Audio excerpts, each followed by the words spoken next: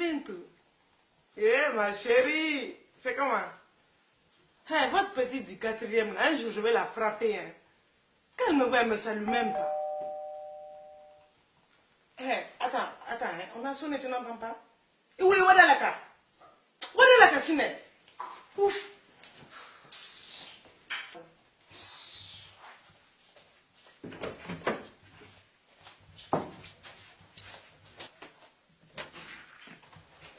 Ouais. Bonjour, Sophie Durand, huissier de justice. Est-ce que votre mère est là? Ouais, elle est là. Maman, il y a des huissiers pour toi. Bonjour Madame Camara, comment allez-vous?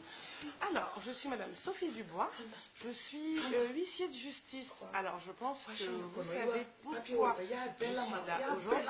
Effectivement, écoutez-moi s'il vous plaît Madame Camara, je vous parle.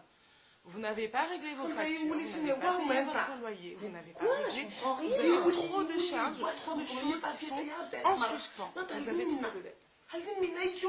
Ah non, Madame Camara, Madame Camara, Madame Camara, je vais saisir, je suis obligée de saisir vos biens. Tout ce qui sera à votre nom sera donc saisi par la justice. C'est comme ça. Je reviendrai demain avec les personnes en charge de cette saisie. Merci.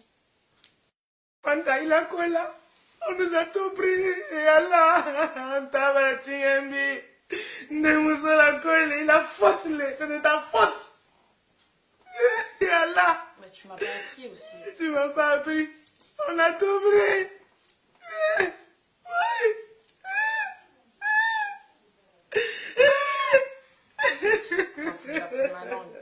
C'est bon, maman, je vais apprendre.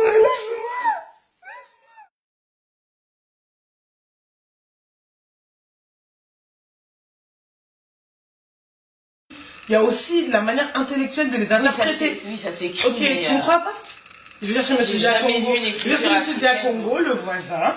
Il connaît très bien une écriture. L'écriture Mandombe, tu vas voir. Ignorante. N'importe quoi. Écriture Mandombe, c'est quoi ça? D'accord. Ok. Donc, M. Diakongo, qu'est-ce que l'écriture Mandombe? Le Mandombe, c'est une écriture pour nous Africains, pour nous exprimer.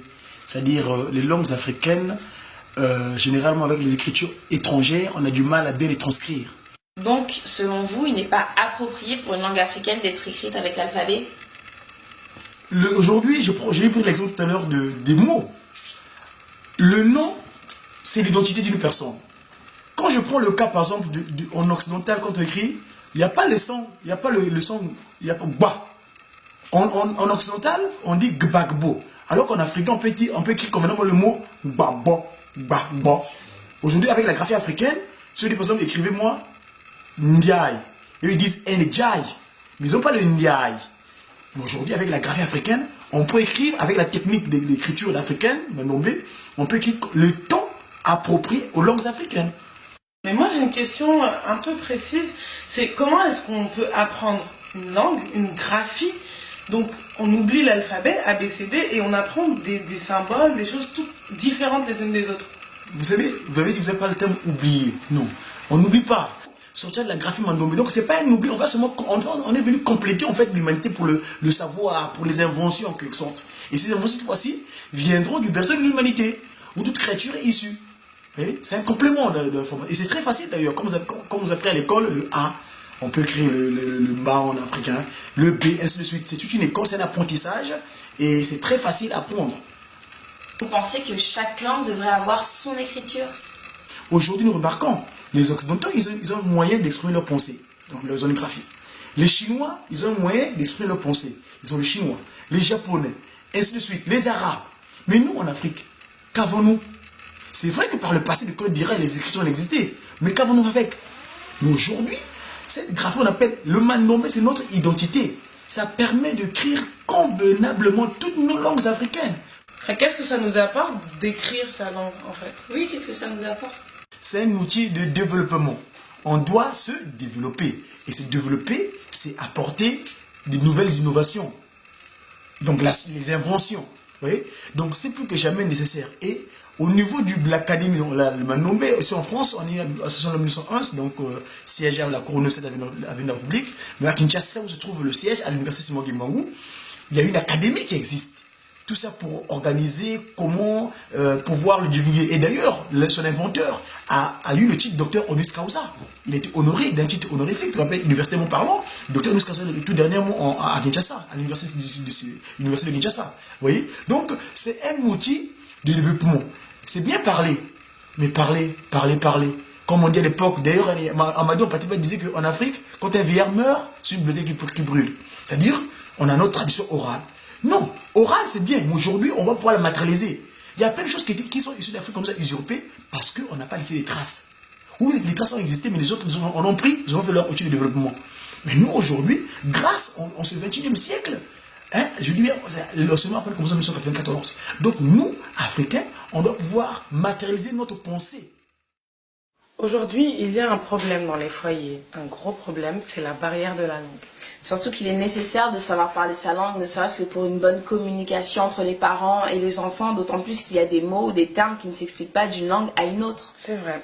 Et puis lorsqu'on est dans une optique d'apprentissage, donc écrite et lue de la langue, comme avec M. Diakongo, c'est quelque chose qui est vraiment un plus, parce que ça vient rajouter toute une dimension pratique. Donc pourquoi pas. Et ne vous méprenez pas, contrairement aux idées reçues, les langues africaines s'écrivent. C'est clair. Moi j'ai une petite remarque, c'est les personnes qui qualifient les jeunes et les enfants de déracinés. Mais il faut voir aussi la dimension des parents qui préconisent et mettent en priorité la connaissance de langues occidentales, donc l'anglais, l'espagnol, l'allemand, etc. Alors que ces langues sont inhérentes à nos cadres de vie. Il faudrait qu'on concilie les deux au bout d'un moment. Oui, et outre ce problème, on peut les apprendre après. Et aujourd'hui, il y a un grand nombre d'instituts, d'organisations privées ou publiques où on peut apprendre ces langues. Et puis pour n'en citer qu'une, il y a la Maison de l'Afrique.